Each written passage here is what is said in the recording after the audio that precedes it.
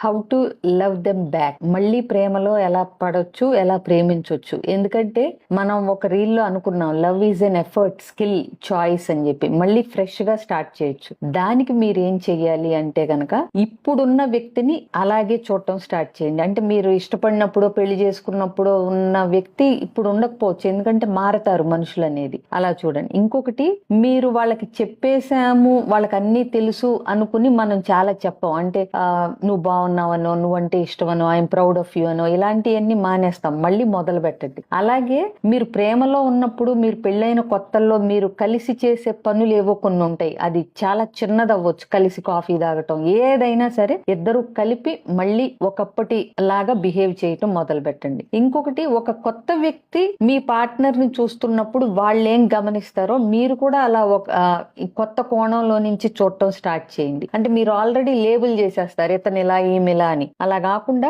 Fresh గా చూడటం start చేయండి. అలాగే మీ లోపల ఉన్న రిజెంట్మెంట్స్ ఏమన్నా ఉంటే ఎక్స్ప్రెస్ చేసి అడ్రస్ చేయడానికి ట్రై చేయండి. ఎందుకంటే లోపల రిజెంట్మెంట్ తో వ్యక్తిని ఫ్రెష్ గా కొత్తగా చూడలేం. కాబట్టి వాటిని అడ్రస్ చేసుకోవాల్సిన బాధ్యత ఉందని గమనించి హ్యాపీగా మళ్ళీ ప్రేమలో పడండి. Thank you.